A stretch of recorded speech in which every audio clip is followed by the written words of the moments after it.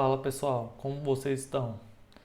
Pessoal, vou pedir para vocês se inscreverem nesse canal. Sempre que vocês assistirem os vídeos, vocês curtam e se inscrevam, pois tem algumas estatísticas do YouTube aqui que ele mostra pra gente que 87% das pessoas que assistem os vídeos não são inscritos, né? Então sempre quando você se inscreve e quando você curte o vídeo, você ajuda o canal. Ajuda também a difundir esse conteúdo, ou seja, várias pessoas serão alcançadas por conta da sua curtida, por conta da sua inscrição. Então é muito importante que você se inscreva e ajude o canal. Hoje começaremos com uma série de revisões. Fiz um compromisso de toda segunda-feira de hoje, dia 20 de 2 de 2023, até a última segunda-feira que antecede o concurso da PMDF, o concurso da PMMG, eu farei uma revisão dessas matérias.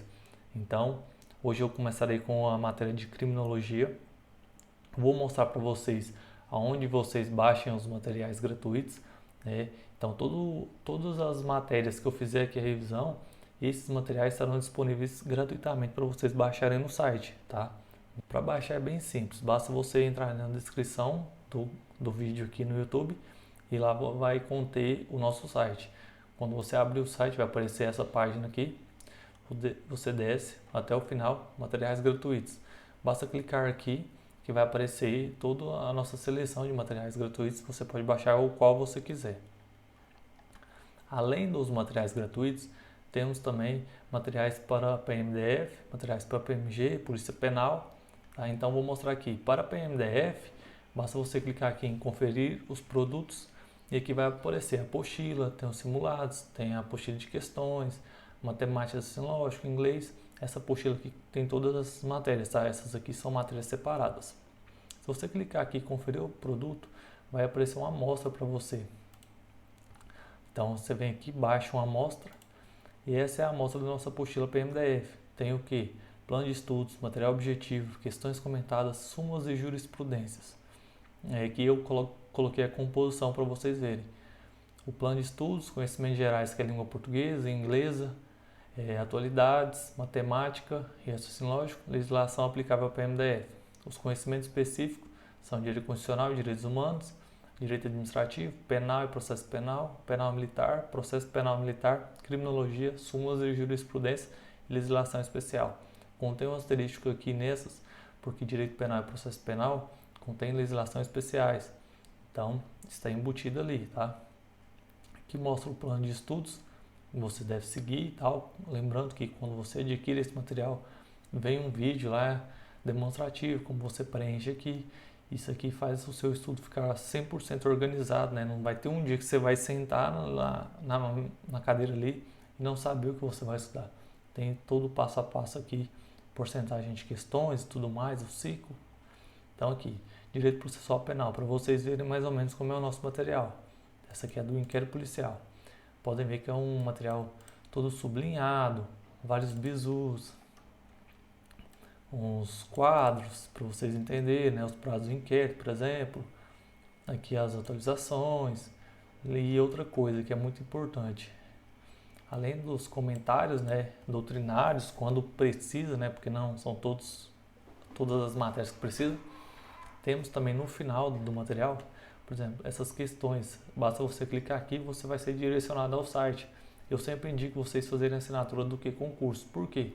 Porque além de ser um site de questões muito bom, ele no mercado é um que possui o melhor preço, né? Então, eu não estou ganhando nada, tá? Só sou um assinante também e aconselho vocês a assinarem. Então, aqui já tem aqui, basta vocês clicarem. Se vocês forem assinantes, vocês responderão. PMDF, direito administrativo. Tem o tópico, as questões no final. Legislação especial, um material de crimes hediondos aqui, ó, perfeito.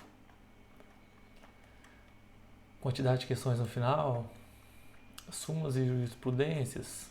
Trouxe aqui as principais súmulas das principais matérias. Inglês, material da professora Thaís, um material excelente. Então, essa é a amostra da apostila da PMDF. Aí, aqui também tem que ver uma amostra dos simulados. Temos também a amostra dos simulados. Composição inteira aqui, ó. Dei um print aí para vocês verem a composição. E aqui eu trouxe um texto, como se fosse um simulado mesmo, tá? Essas aqui não são as questões que estão lá, que são exemplos. Tanto é que aqui só tem 4 alternativas, G, A, D. Nos nossos simulados é como uma prova, A, E. Então aqui você pode responder, eu trouxe 19 questões aqui elucidativas. Gabarito comentado, temos o gabarito rápido, que é aquele que você corrige só pela letra, e tem um gabarito comentado, que é comentado questão por questão, beleza? Então está aí, PMDF, apostila e simulados. Lembrando que esse material é a mesma coisa se você comprar um material da PMG. Vai ter uma apostila preparatória para a PMG, né? Quis dizer o seguinte, que esse mesmo formato, apostilas bisuradas aí, os simulados de jeito, todos comentados, a PMG é de A a D, então a prova, o simulado é de A a D, então eu sigo à risca o que está no edital, tanto para PMG, tanto para PMDF, beleza? Então, agora começaremos com a aula de criminologia. Primeiro, faça necessário conceituar o que é criminologia. Criminologia é uma ciência social empírica e interdisciplinar que se ocupa do estudo do crime, da pessoa do infrator, da vítima e do controle social do comportamento delitivo. O termo ciência empírica remete ao empirismo, que é a formação de conhecimento a partir da observação dos fatos e de relações sociais. O objeto de estudo da criminologia, na fase pré-científica, compreendia, antigamente, o crime e o criminoso. Contudo, atualmente, a criminologia se presta a analisar determinados elementos, que é o crime, o criminoso ou o infrator, a vítima e o controle social. Lembrem-se, a criminologia estuda o crime, o criminoso, a vítima e o controle social. São esses 4, tá? Não esqueça, porque antes estudavam-se apenas o crime e o criminoso. Hoje, esses 4. Todo o conteúdo que eu sublinhar, todo o conteúdo que eu marcar aqui, vocês deem maior atenção. Lembrando que esse material tem 9 páginas. Eu resumi uma doutrina em 9 páginas. E eu garanto a vocês que 80% das questões de criminologia, seja qualquer prova que vocês forem responder, estarão aqui dentro, tá? Porque isso aqui é o que cai. Moisés, como você sabe isso? Resolução de questões. Chega lá no que concurso lá e pesquisa lá, criminologia. A maioria das questões estão nessas 9 páginas aqui, tá? Então, não adianta você estudar tudo, sendo que cai uma menor quantidade. Então, como a gente fez? Através das questões. Então, através das questões, eu montei esse material para vocês. Método dedutivo e indutivo. Qual a diferença? Vou explicar. O jurista parte de premissas corretas para deduzir delas as oportunas consequências. Método dedutivo. Eu deduzo. O criminólogo analisa dados e induz as correspondentes conclusões. Método indutivo. A criminologia é indutiva. Lembrem-se disso. A criminologia, ela não parte da premissa da dedução, ou seja, eu deduzo que seja assim. A criminologia, ela é indutiva, ou seja, através de experiências, de análise, né, no caso concreto, ela transforma essa indução em algo concreto. Ela não deduz algo, tá? Então, os objetos da criminologia, novamente, delito, delinquente, vítima e controle social. Lembrem-se esse nome, porque pode ser criminoso, infrator, delinquente, tá? Não confunda, é a mesma coisa. A identificação do objeto é constituída por elementos constitutivos básicos de estudos que se edificam durante a história evolutiva do saber criminológico. De fato, no início, a criminologia possuía propósitos de investigação mais modestos. Na escola clássica teve seu protagonismo do estudo do crime, enquanto o positivismo criminológico foi o criminoso. O que eu quero que vocês entendam, um bizu aqui. Nas provas, eles colocam algumas alternativas e falam, a escola clássica estudava o criminoso, a positivo o crime, para vocês não errarem essa questão. Quando falar escola clássica, a palavra clássica tem apenas uma letra I. Então, a escola clássica estudava o crime. A palavra crime tem apenas uma letra I. Então, clássica, uma letra I, crime, uma letra I. Escola positiva tem 2 letras I. Ela estudava o criminoso, 2 letras I. Por que eu falo isso? Porque às vezes você nem sabe o que está falando na alternativa, mas você vê lá, Clássica e criminoso. Clássica tem um I, criminoso 2, então você já risca essa questão, porque está errado, tá? Então, crime, escola clássica, um I cada uma, positiva e criminoso, 2 I cada uma, beleza? Não esqueça isso. O progresso da ciência foi alargando o objeto de investigação, sendo que, modernamente, ele está consolidado em 4 vertentes. 4 vertentes é o que eu falei ali anteriormente, que é o crime. O direito penal apresenta um conceito analítico de crime, enfocando em seus elementos ou requisitos, na qual predomina a teoria tripartida, majoritária na doutrina e na jurisprudência do STJ e do STF, em que conceitua o crime como fato típico, ilícito e culpável. O que ele quer dizer aqui? Crime, para o direito penal, é todo fato que é típico, ou seja, está tipificado na lei. Ilicitude, além de estar tipificado na lei, aquele fato não tem nenhuma excludente da sua ilicitude. E por último, e não menos importante, a culpabilidade. Então, fato típico, ilícito e culpável. Isso é crime para o direito penal. Entretanto, crime para a criminologia, temos 4 vertentes. 4 vertentes não, temos 4 elementos, tá? Então, o primeiro é incidência massiva na população. O que é isso? Só deve ser tipificado como crime o que afeta excessivamente a sociedade, não havendo motivo para se criminalizar fatos isolados. Então, primeira coisa, deve ocorrer várias vezes, tá? Não é a ocorrência de uma vez, beleza?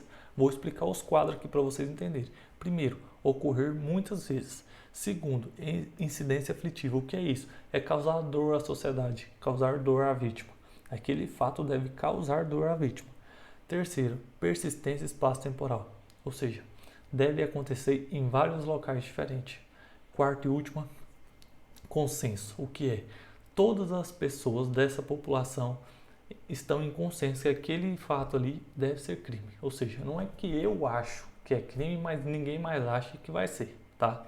Então, o crime para a criminologia possui esses 4 elementos. Primeiro, incidência massiva, acontecer contra, excessivamente a sociedade, havendo motivo para criminalizar fatos isolados. Não pode ser um fato aqui, aconteceu uma vez e nunca mais aconteceu. Isso para a criminologia não é crime, tá? A criminologia, ela coloca como crime aqueles fatos que acontecem muitas vezes, repetidamente. Segunda, incidência aflitiva, causar dor à sociedade e à vítima. Terceira, persistência espaço-temporal do fato delituoso, acontecer repetidas vezes em diversos locais. Quarta, consenso, inequívoco acerca de sua etiologia e técnicas de intervenção eficaz. Nomes difíceis, mas vocês têm que entender que é o quê? Todo mundo fala que aquilo ali é crime, tá? Resumindo para vocês. Então, esses 4 são os elementos do crime para a criminologia. Controle social, uma parte muito importante para a criminologia, tá? O controle social consiste no conjunto de instituições estratégicas e sanções sociais que pretendem promover a obediência dos indivíduos aos modelos e regras comunitárias. Dividem-se em controle social formal e controle social informal. Vamos lá. Controle social formal.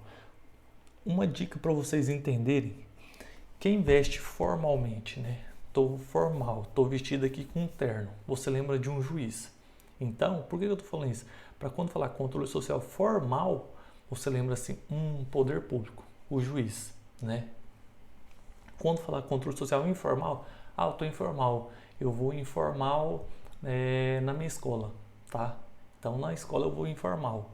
O juiz, ele veste formal. Por que eu estou falando isso?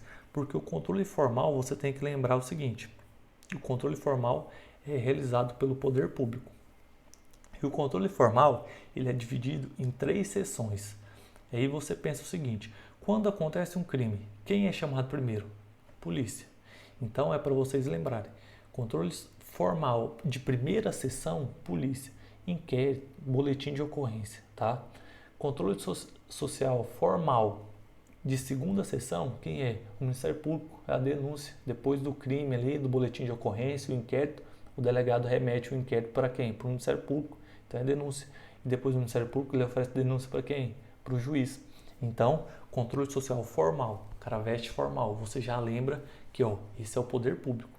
Então, sempre quando falar formal, você lembra poder público, e aí a primeira seção, polícia, polícia, BO e inquérito.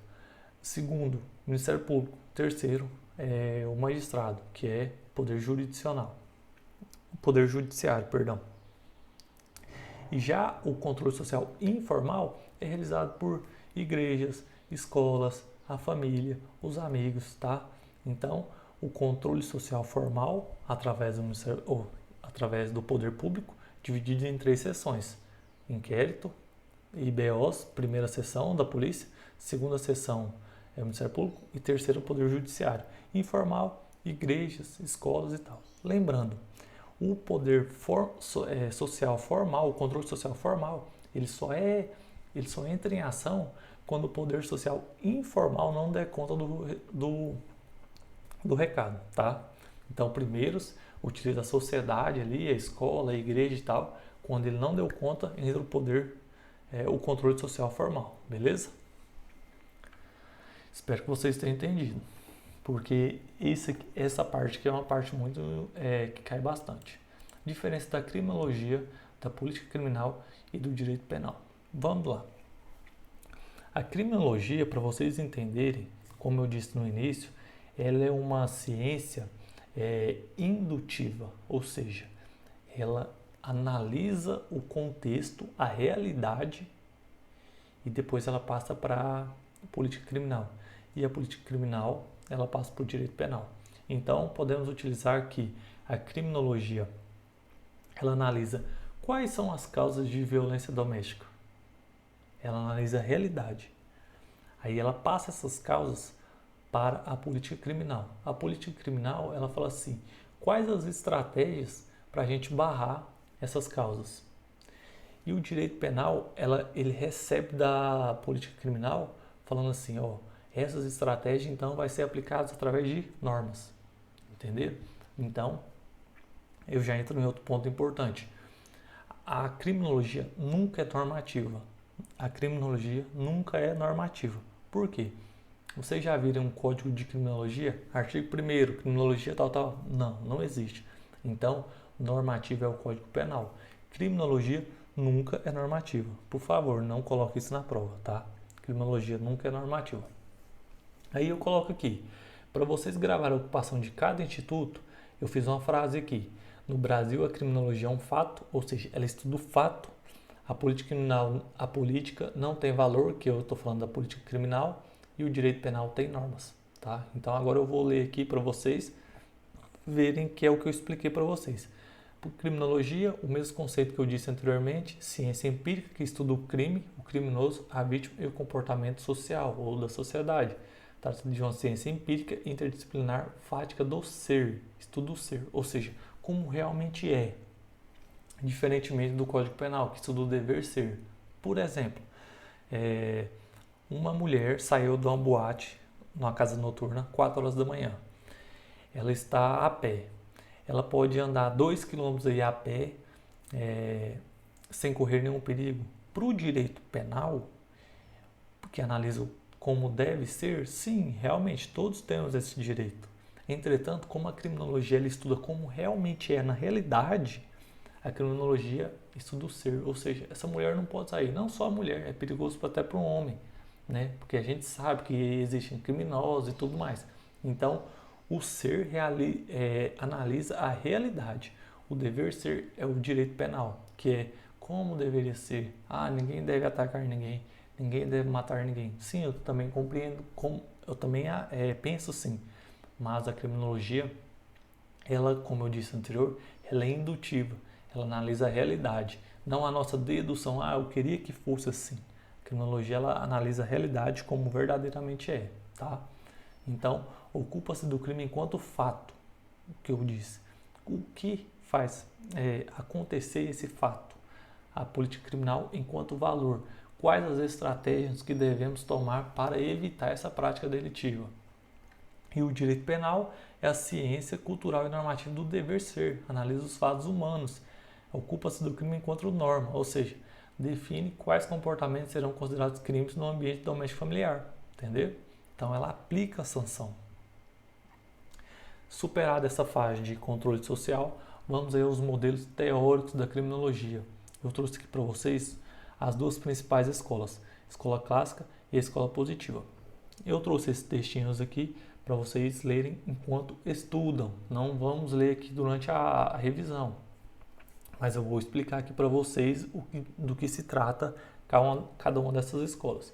A escola clássica, para uma prova onde não cobra muito aprofundada a criminologia, você tem que entender o seguinte: a escola clássica pauta-se pelo livre-arbítrio, ou seja, a escola clássica acha que o criminoso ele escolheu praticar o delito, tá? Não foi uma doença patológica, ou seja, ele não nasceu criminoso, ou não foi uma pessoa, o meu convívio ali, que me fez praticar um crime. Eu simplesmente escolhi e pratiquei esse delito. E já a escola positiva, ela vai contra essa teoria da escola clássica e ela afirma que o criminoso ele vem ele tem uma doença patológica, ou seja, o meu pai é um criminoso, a minha mãe é uma criminosa, eu vou ser um criminoso, eu nasci um criminoso. Ou então, dependendo do contexto social que eu convivo, eu serei um criminoso, tá? Então, lembre-se dessas duas conceituações: escola clássica, livre-arbítrio. Escola positiva, eu acho que sim. O cara nasceu criminoso. O cara, dependendo com quem ele anda, ele vira um criminoso, tá? Então, escola clássica, o crime é um ente jurídico, acredita no livre-arbítrio, não se preocupa especificamente com o homem criminoso, a utilização do método dedutivo, a responsabilidade penal tem fundamento na responsabilidade moral, a pena tem natureza de retribuição jurídica, não há preocupação com a ressocialização do criminoso. E agora, uma parte que é muito cobrada: quais são os expoentes da escola clássica? Se você gosta de futebol, será mais fácil para você decorar esse bizu que eu vou falar.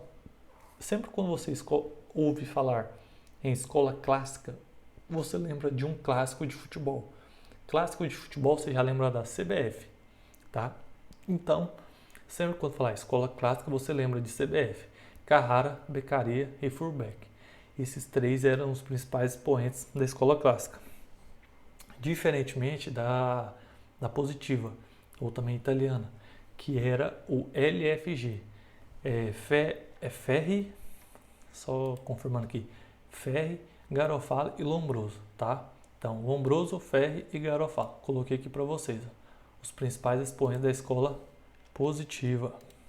Então, reafirmando o que eu tinha falado, o positivismo afirma que o criminoso é um prisioneiro de sua própria patologia, ou seja, determinismo biológico, isso é da minha biologia, ou de processos causais alheios, determinismo social, o convívio meu ali. Não aceita a tese da teoria da escola clássica no livre-arbítrio, mas sim a ideia do criminoso nato.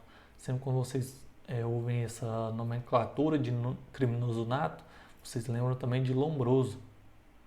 Então, recapitulando, escola clássica, o clássico de futebol. Futebol, você lembra da CBF, Carrara, Beccaria e Furbeck. Escola positiva, LFG, Lombroso, Ferri e Garofalo. Beleza? Teorias do consenso e teorias do conflito. Dois assuntos que caem bastante, tá? Então aqui, teoria sociológica. Como vimos anteriormente, um dos objetivos da criminologia é entender os elementos justificadores de um delito. Para isso, partindo de uma análise macrosociológica, a estrutura da sociedade passa a ser estudada como fator preponderante na produção da criminológica. Com visões distintas, duas grandes correntes surgiram com posições antagônicas em relação aos objetivos da comunidade como um todo: teorias do consenso, teorias do conflito. Então vamos lá, lembre-se dessa frase: casa em consenso, não entra em conflito. Eu vou explicar por quê. Aqui, ó. Casa em consenso, não.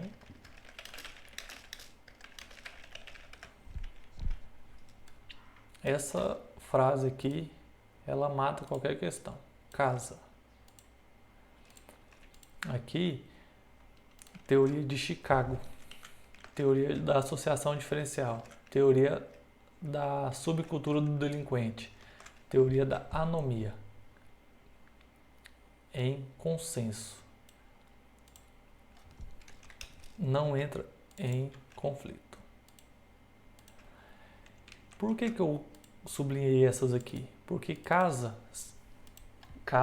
consenso. Chicago, associação diferencial, anomia e subcultura do delinquente. Em conflito é a etiquetamento e marxista. Então, teoria do consenso.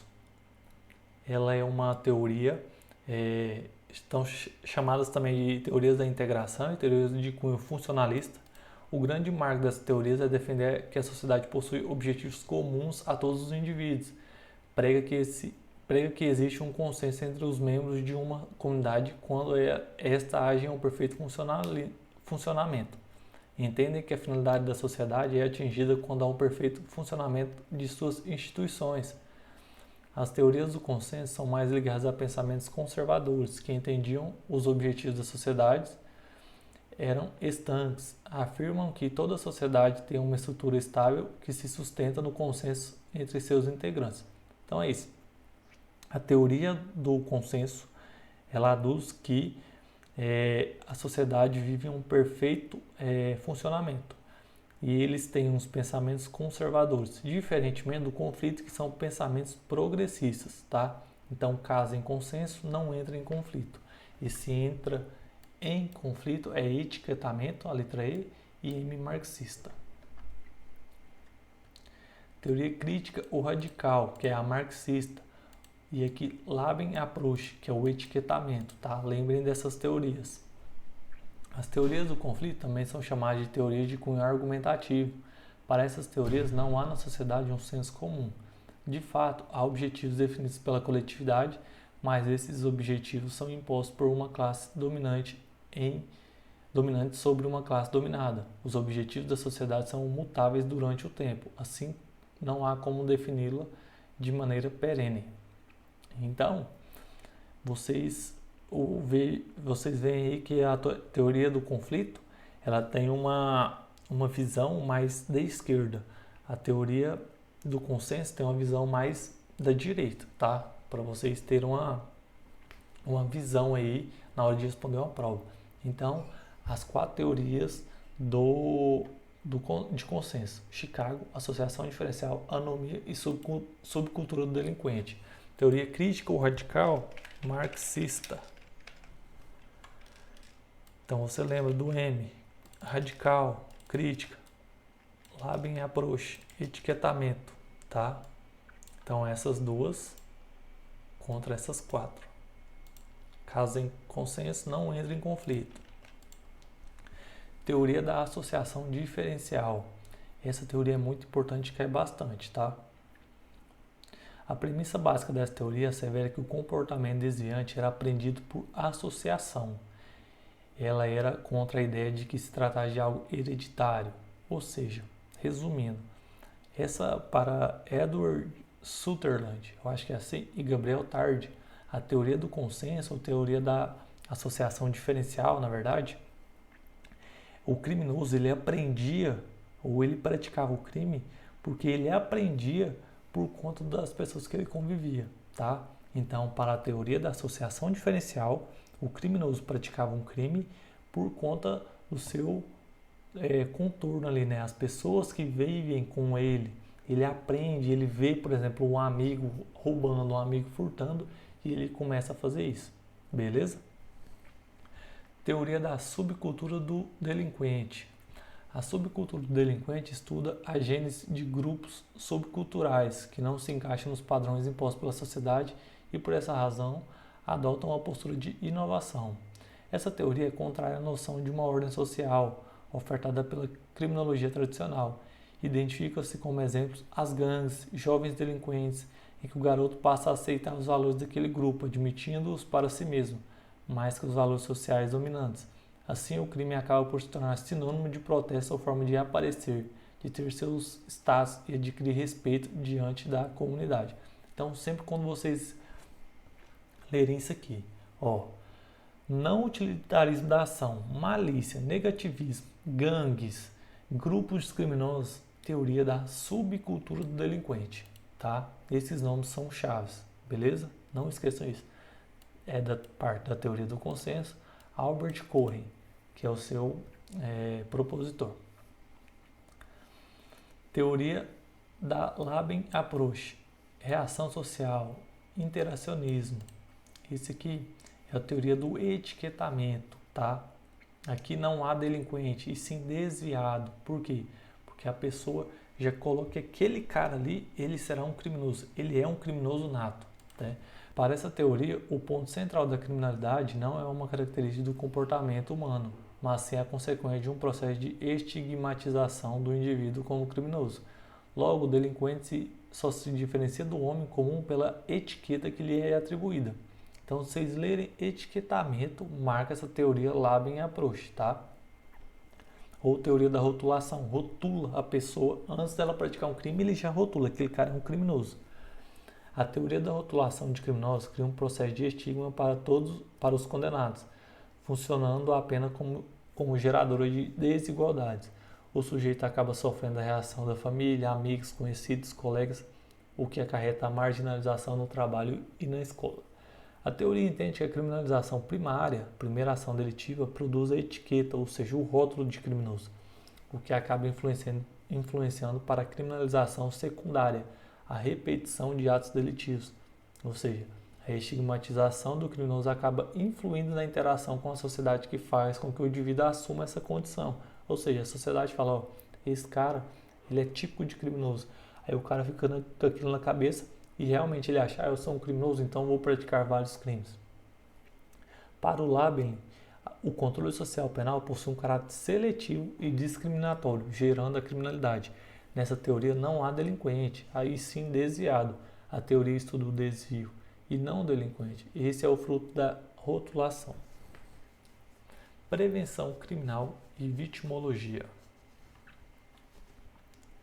Prevenção criminal visa inibir ou de forma mais ampla impedir que haja cometimento de crimes. É um conjunto de ações públicas que podem ser adotadas de curto, médio e longo prazo. A prevenção criminal pode ser feita de várias formas, a depender do caso, começando de forma legislativa, as leis, administrativa, polícia, judicial, o cumprimento dessas leis. Dessa forma, o conhecimento da criminalidade deve ser objeto de estudo pautado na criminologia, pois deve-se buscar a fundo toda a essência criminal para posteriormente desenvolver técnicas de política criminal. Então, primeiramente temos a teoria preventiva geral. Então, é uma prevenção no todo, preventiva geral. Direciona-se à coletividade, à generalidade de cidadãos e subdivide-se em prevenção geral positiva, é um lado bom, e negativo, que é um lado ruim, né? Pensem assim, prevenção geral de todos, positiva. Envolve a consciência, o conhecimento da população acerca dos tipos penais, de modo que dessa forma não se pratique condutas tipificadas. Então, eu não intimidei você, só mostrei, ó, geral positiva. Se vocês praticarem, vocês poderão sofrer sanções. A geral negativa, a pena é concebida como forma de intimidação através da demonstração do sofrimento alheio. Ou seja, uma pessoa foi punida ali por 10 anos de reclusão. Então, essa é uma prevenção geral negativa. Você está vendo que as pessoas estão sendo punidas. A positiva, você vê que tem a lei. Teoria da prevenção especial. Especial você lembra de específico. São pessoas específicas. Então, temos a teoria da prevenção geral, é a coletividade como um todo, e a especial, que é específica, tá? Preventiva especial direciona-se ao recluso, ou seja, a pessoa que cometeu o crime durante o cumprimento de pena. Divide-se em prevenção especial de específica positiva, é a pena com a finalidade preventiva voltada para o criminoso, buscando a sua ressocialização, voltar à sociedade. Prevenção especial negativa busca intimidar mediante a privação da liberdade, neutralizando a reincidência delitiva, ou seja, é a própria prisão em si. Tá? Então, recapitulando, preventiva geral para a coletividade, preventiva especial, vocês lembram de específica, para o recluso, a pessoa que cometeu o crime, beleza? Tipos de prevenção criminal. Prevenção criminal divide-se em primária, secundária e terciária. Prevenção primária ou imediatas e indiretas são medidas a médio e longo prazo. Tem-se abordagem que busca prevenir a violência, ou seja, agir antes que ela ocorra. Investe na raiz do conflito. Por exemplo, investe em educação, saúde, lazer, bem-estar. Entendem? Casa, trabalho, distribuição de renda. Então, prevenção primária. O que o governo deve investir primeiro? Nas escolas, hospitais, saúde, certo? Secundária. Investe-se apenas nas zonas de criminalidade, a exemplo da atuação policial. Então, primária, escolas, saúde, emprego. Secundárias, investe aonde há o conflito, aonde há os crimes, nos bairros de maior periculosidade. É a atuação da polícia em si. Prevenção terciária, investe na ressocialização, na reabilitação, na reintegração, a fim de evitar que esse indivíduo que praticou o crime, ele não volte a praticar. Então, recapitulando, 3 tipos de prevenção criminal. Primária, investe na raiz do conflito. Invisto na sociedade, nas escolas, nos grupos de apoio, por exemplo, asfalto as ruas. Tudo isso, vocês acham que não, mas é o tipo de prevenção primária. Por quê? Porque está ali na raiz do conflito. Investe em trabalhos e tudo mais. Prevenção secundárias. Investe em locais onde acontecem mais crimes, investe na polícia, é a atuação da polícia propriamente dita. Prevenção terciária é quando tudo já aconteceu, o cara está dentro da cadeia e eu invisto lá para que lá ele possa trabalhar, para que lá ele possa gerar algum aprendizado, para quando ele sair dali, ele ter um local para ele trabalhar e não reincidir nesse crime, beleza? A criminologia é normativa? Sim ou não? Sim ou não? Não. Criminologia nunca.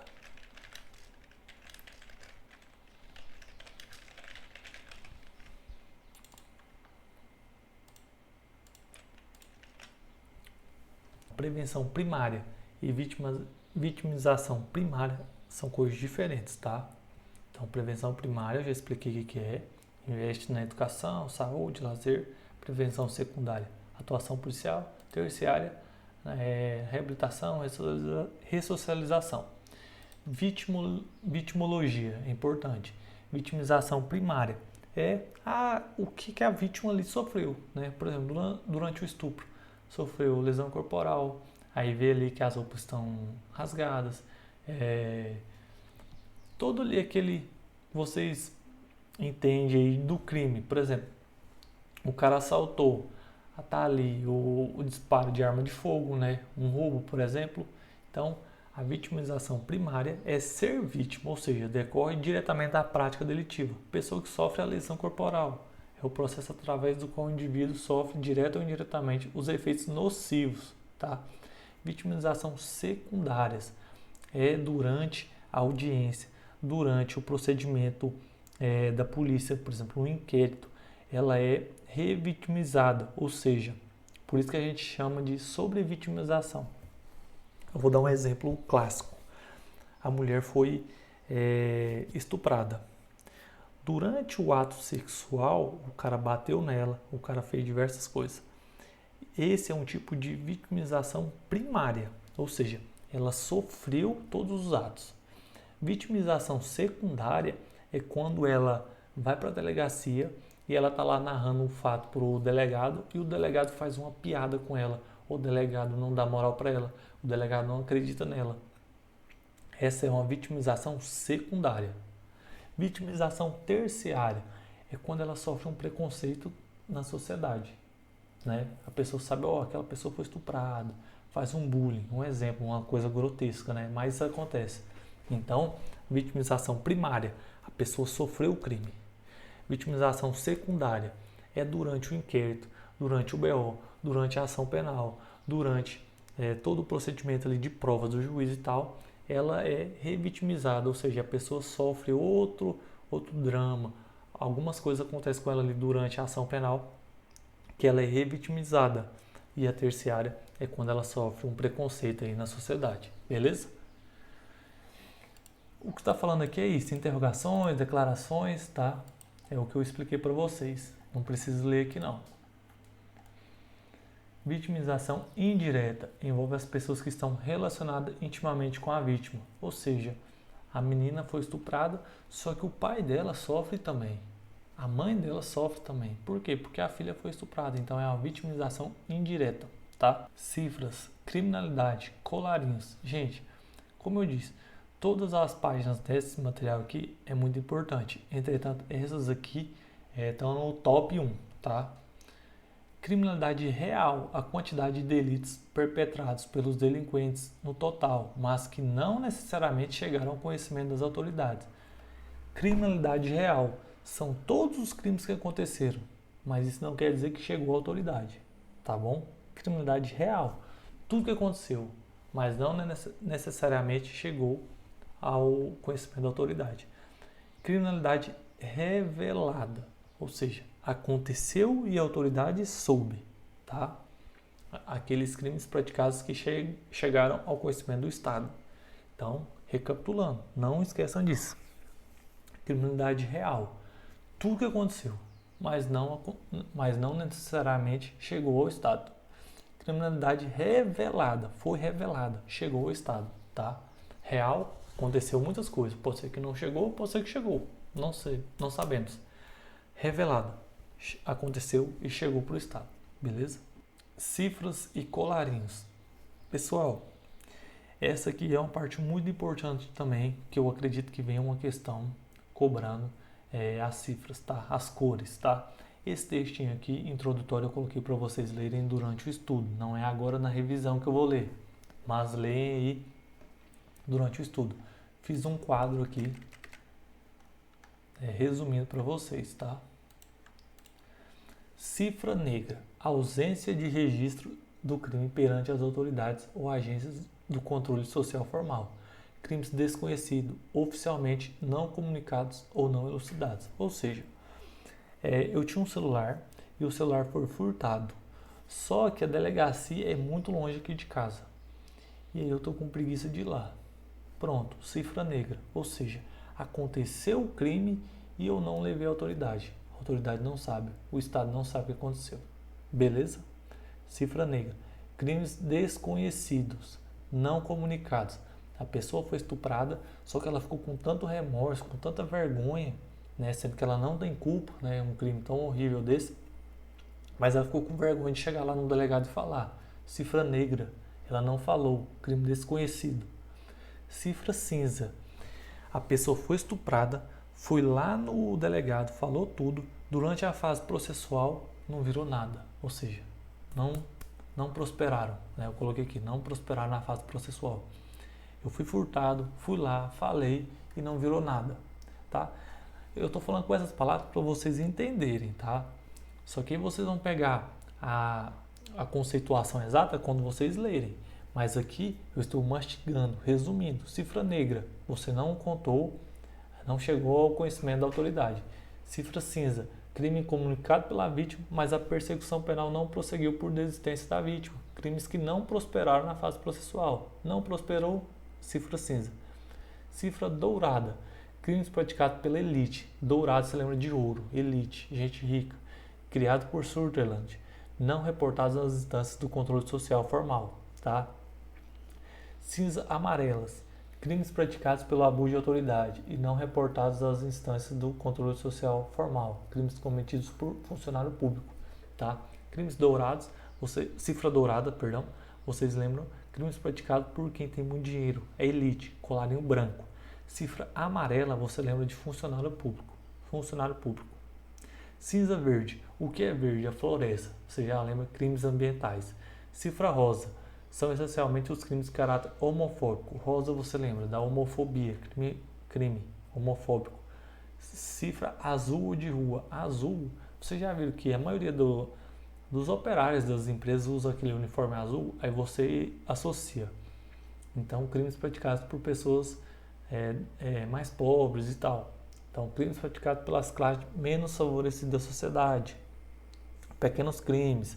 É o oposto da cifra dourada. Como eu falei para vocês, cifra dourada, pessoas ricas, elite, colarinho branco. Cifra azul ou de rua é a praticada por pessoas menos favorecidas. Colarinho vermelho não é muito cobrado, mas eu trouxe aqui para vocês pelo menos saberem. Crimes praticados por comunistas ou socialistas, tá? Então, recapitulando aqui para terminarmos, cifra negra, ausência de registro, ou seja, não quis falar. Cifra cinza, falei ou desisti, falei ou não virou nada. Cifra dourada, praticado por pessoas ricas. Dourada, lembra do ouro, ricas. Amarela, funcionário público. Verde, crimes ambientais, lembra da grama verde, da mata verde. Cifra rosa, lembra de homofóbico, caráter homofóbico, crimes homofóbicos. Cifra azul, lembra do uniforme azul, de pessoas menos providas de grana. Colarinho vermelho, vermelho, lembra do PT, né? Lembra do comunista, socialista, beleza? Então é isso, pessoal. Revisão aqui, ó, bacana de criminologia. Espero que vocês tenham gostado. Eu deixei aqui todo o acesso para vocês, né? Vocês podem mandar mensagem lá. No site que inclusive